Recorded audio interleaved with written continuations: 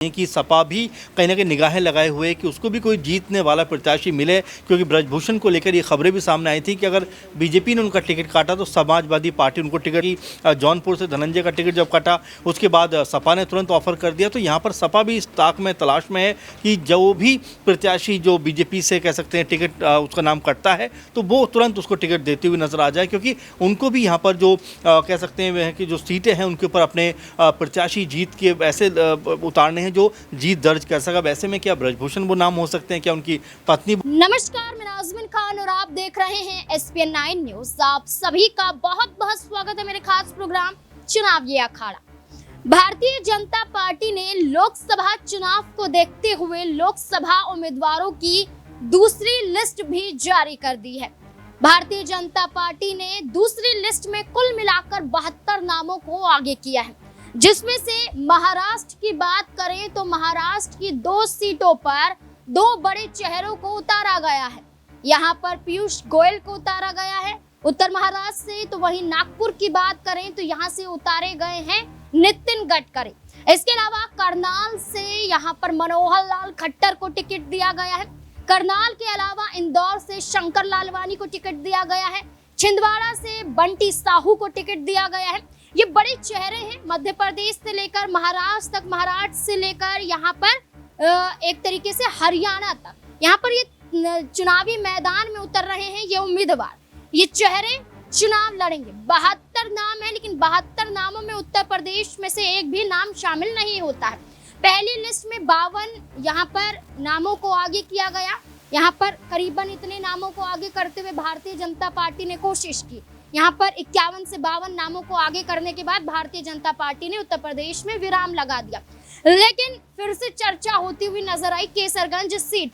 Bharatiya Janata party ने दूसरी list में भी आखिरकार पीलीभीत, सुल्तानपुर और केसरगंज को क्यों गायब रखा? यहाँ पर जब नाराजगी का दौर चल रहा था तो भारतीय जनता पार्टी को तो सबसे पहले आगे आना चाहिए था, लिस्ट जारी करनी चाहिए थी उत्तर प्रदेश में और इन 3 सीटों पर महत्वपूर्ण तरीके से यहाँ पर चर्चा करनी चाहिए थी और गहनता के साथ उम्मीदवारों को उतारना चाहिए था। लेकिन भारतीय जनता पार्टी ने ऐसा नहीं किया और इसी के साथ साथ अब नाराजगी बढ़ती हुई नजर आ रही। नाराजगी है पीलीभीत से वरुण गांधी की, नाराजगी सुल्तानपुर से मेनका गांधी की, नाराजगी है केसरगंज से ब्रजभूषण शरण सिंह की। अब ये कहा जा रहा है कि दूसरी लिस्ट में नाम ना होने की वजह से क्या ब्रजभूषण शरण सिंह बगावत कर सकते हैं? इस पर मेरे सहयोगी का क्या कहना है, सुनिए जरा। अमन सर, जैसे कि देखने को मिला कि भारतीय जनता पार्टी ने दूसरी लिस्ट भी जारी कर दी, लगभग 72 नामों का ऐलान किया, लेकिन उत्तर प्रदेश में दूसरी लिस्ट में एक भी नाम शामिल नहीं किए गए और वहीं केसरगंज की चर्चा बार बार हो रही है और ये कहा जा रहा है कि ब्रजभूषण शरण सिंह का टिकट कट सकता है। तो अब दूसरी लिस्ट में भी केसरगंज सीट शामिल नहीं है, तो क्या मान लिया जाए कि भारतीय जनता पार्टी अभी विचार कर रही है कि ब्रजभूषण शरण सिंह को टिकट दिया जाए या किसी दूसरे चेहरे को यहाँ पर उतारा जाए? देखिए बिल्कुल नाज़मीन, और एक बात तो इससे ये स्पष्ट हो जाती है कि क्या बीजेपी उत्तर प्रदेश के अंदर कंफर्टेबल नहीं है, क्योंकि गठबंधन को लेकर लगातार पहले भी कहा जाता रहा है कि भाई सब कुछ हमारे पास में कह सकते हैं कि ओके हो गया है। चाहे अनुप्रिया पटेल की बात करें, जयंत चौधरी की बात करें या फिर जो निषाद हैं, ओपी राजभर हैं, सबको मना लिया गया है। तो आखिर ऐसी क्या वजह है कि यूपी में अभी तक जो बची हुई सीटें हैं 23-24 उसके ऊपर बीजेपी अपने नामों का अनाउंसमेंट नहीं कर पाए, जबकि कल 72-73 नामों का कह सकते हैं कि ऐलान किया गया, लेकिन उसमें से एक भी नाम उत्तर प्रदेश से ना होकर जो महाराष्ट्र था, कर्नाटक से था और भी कई जगहों से था, लेकिन उत्तर प्रदेश में एक भी नाम बीजेपी ने कह सकते हैं कि इसके ऊपर कोई चर्चा नहीं की। अब सबसे महत्वपूर्ण बात कि क्या जो वरुण गांधी हैं उनको लेकर पूरा मामला फंसा हुआ है, क्या केसरगंज जो ब्रजभूषण आते हैं वहाँ से क्या उनको लेकर पूरा मामला फंसा हुआ है? तो ऐसे में सवाल अब उठना लाजमी सी बात है कि कहेंगे और विपक्षी दल लगातार इसके ऊपर जो हमले भी करते हुए नजर आएंगे, क्योंकि सपा ने कुछ दिनों पहले ही कहा कि भाई हमने तो सबसे पहले गठबंधन फाइनल किया, उसके बाद जो नाम थे वो फाइनल किए, लेकिन बीजेपी में अभी तक ये कशमकश जारी है कि कौन कहां से चुनाव लड़ेगा और जो महत्वपूर्ण सीटें हैं उसके ऊपर बीजेपी अभी तक भी कह सकते हैं अनाउंसमेंट नहीं कर पा रहे। तो वाकई लग रहा है कि जिस तरह से बीजेपी तमाम देश भर की सीटों पर अनाउंसमेंट कर रही है, 195 में पहले ही लिस्ट में निकल के नाम सामने आते हैं, 72-73 अभी आते हैं, तो ऐसे में केसरगंज के ऊपर क्या बीजेपी कहीं ना कहीं फंसी हुई है? और जिस तरह से ब्रजभूषण ने कहा था कि मेरा टिकट कौन काट रहा है, हिम्मत किस में है, मुझे बताइए, ऐसे तमाम सारे बयान उन्होंने दिए थे। तो क्या बीजेपी इन तमाम चुनौतियों को देखते हुए अभी अंतिम कह सकते हैं मौके पर जाकर उनके नाम का अनाउंसमेंट करेगी? क्योंकि जैसा हमने देखा कि लखीमपुर में भी जो नाम अनाउंसमेंट किया गया है उनके ऊपर भी किसानों की जिस तरह से जीप चलाकर हत्या करने का उनके बेटे के ऊपर आरोप है और वो भी उसके बावजूद भी बीजेपी टिकट देती। तो कई लोग यही कह रहे हैं कि हो सकता है कि बीजेपी अंतिम दौर में आते आते वहाँ से ब्रजभूषण या फिर उनके परिवार से किसी सदस्य को टिकट देती हुई नजर आ जाए, क्योंकि ब्रजभूषण का जो वहाँ पे कह सकते हैं वर्चस्व है, वो 5-6 बार चुनाव जीत चुके हैं, मजबूत प्रत्याशी वहाँ से है। तो ऐसे में बीजेपी हो सकता है कि उनके नाम के अलावा उनके परिवार में से कोई और नाम तलाश रही हो, क्योंकि काफ़ी ज़्यादा कह सकते हैं फजीहत बीजेपी को हुई यहाँ पर, और इसी से बचने के लिए बीजेपी कोई ना कोई नाम तलाश रही होगी। हो सकता है उनके बेटे का नाम आ जाए या परिवार के कोई और सदस्य का नाम आ जाए, क्योंकि बेटे भी काफ़ी बड़बोले उनके हैं, कहते हैं कि दबदबा कायम था, रहेगा, और तमाम सारी बातें कहते हुए नजर आते हैं। तो यहाँ पर ज़रूर ये कहा जा सकता है नाज़मीन कि बीजेपी कहीं ना कहीं थोड़ा कह सकते हैं पशुपेश में परेशान है।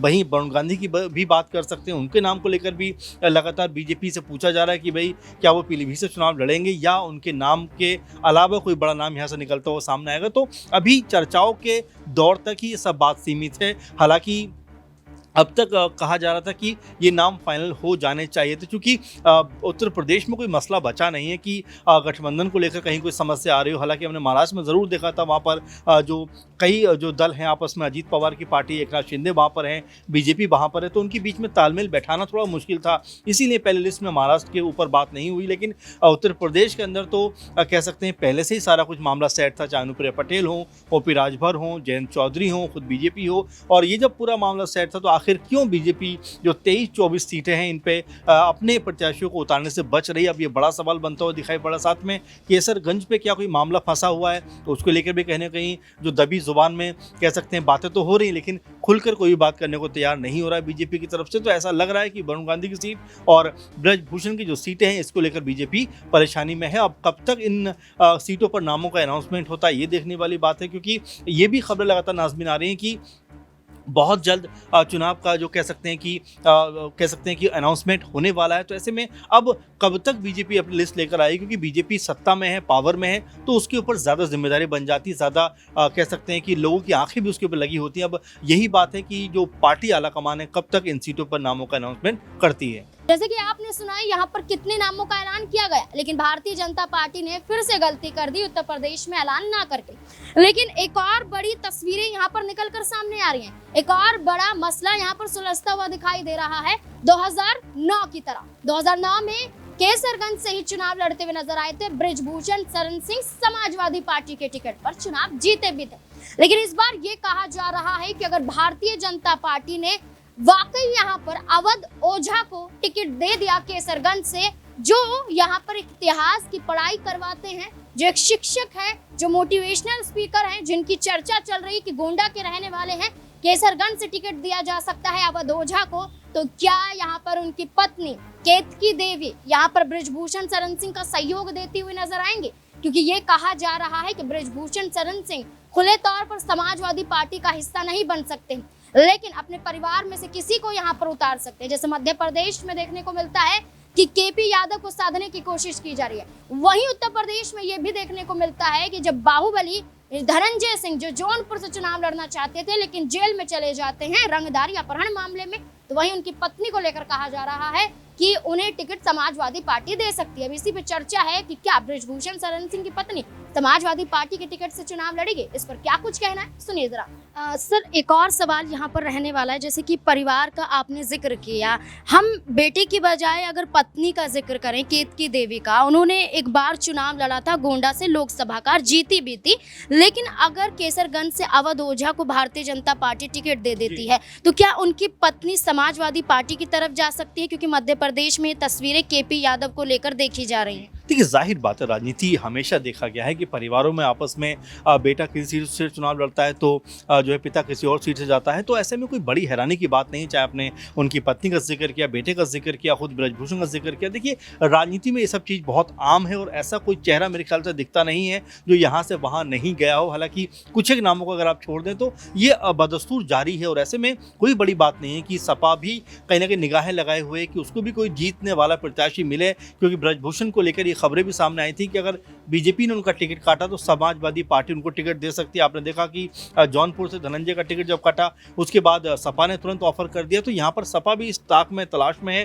कि जो भी प्रत्याशी जो बीजेपी से कह सकते हैं टिकट उसका नाम कटता है तो वो तुरंत उसको टिकट देते हुए नजर आ जाए, क्योंकि उनको भी यहाँ पर जो कह सकते हैं कि जो सीटें हैं उनके ऊपर अपने प्रत्याशी जीत के वैसे उतारने हैं जो जीत दर्ज कर सका। वैसे में क्या ब्रजभूषण वो नाम हो सकते हैं, क्या उनकी पत्नी वो नाम हो सकती है, और भी तमाम सारे नाम हैं जिनको लेकर लगातार चर्चा है कि सपा मौका मिलते ही उनको टिकट दे सकती है। अब यही देखना होगा कि समाजवादी पार्टी ने तो दिल खोल रखा है, अब ब्रजभूषण शरण सिंह क्या फैसला लेते हैं। क्या तीसरी लिस्ट का इंतजार किया जाएगा या इस लिस्ट से पहले ब्रजभूषण शरण सिंह कोई फैसला लेने पर मजबूर हो जाएंगे? क्या है इस मुद्दे को लेकर आपकी राय कमेंट सेक्शन में जरूर बताएं। देखते रहे SPN9 न्यूज़। धन्यवाद।